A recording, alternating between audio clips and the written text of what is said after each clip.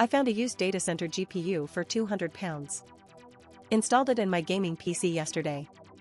Gaming performance improved, but power draw skyrocketed. Thermals became a nightmare. The real story? Datacenter GPUs aren't gaming GPUs. They're optimized for compute, not frames. Here's exactly what I discovered when I stress tested this thing. Datacenter GPUs like NVIDIA A100S and RTX 6000s are flooding the second-hand market right now. Used enterprise hardware is 60 to 70% cheaper than consumer gaming cards. But here's the catch, they're built for different workloads entirely. Gaming requires high clock speeds and low latency. Data centers need massive memory bandwidth and parallel compute. A 200-pound datacenter GPU sounds like a steal. Until you realize your motherboard doesn't support it. Your power supply can't handle it. Your case has no cooling solution for it. This is why so many people buy these cards and regret it instantly. The GPU I bought was an NVIDIA RTX A4500. Enterprise-grade card from 2021. 24 GB of GDDR6 memory. Sounds incredible for gaming, right? Wrong. This card has 56 teraflops of compute performance, but only 432 GB per second memory bandwidth. Compare that to an RTX 4080. The 4080 has 30 teraflops but 576 GB per second bandwidth. Gaming needs bandwidth more than raw compute. The A4500 also lacks DLSS support. No frame generation. No tensor cores optimized for gaming. It's like putting a bulldozer engine in a sports car. Technically more powerful. Practically worse for the job. But here's where it gets interesting. My RTX 4080 pulls 320 watts at full load gaming. The A4500?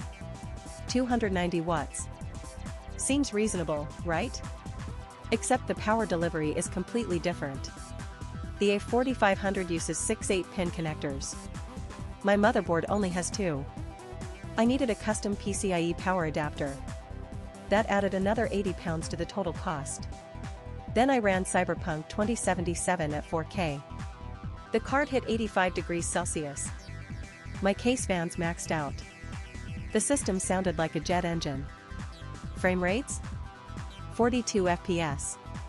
My 4080 gets 78 FPS in the same scene. The A4500 is actually slower for gaming. And it's consuming more power overall. The economics completely fall apart. Wait until you see what the real cost breakdown reveals. Data center GPUs aren't useless for PC users. They're just not for gaming.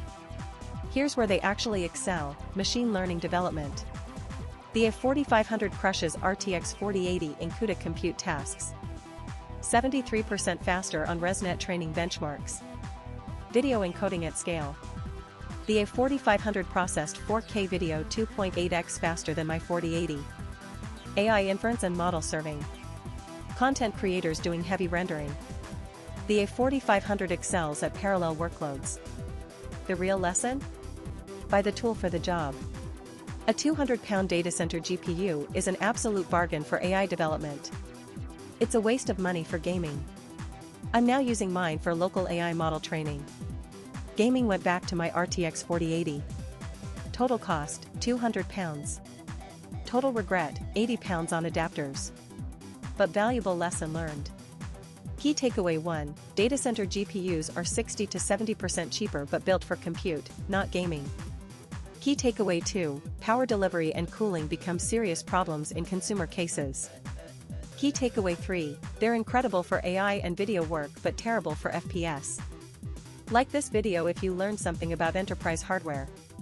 Subscribe for more unconventional PC builds and deep hardware dives. Comment below, what's the cheapest GPU you've ever bought, and did it work out?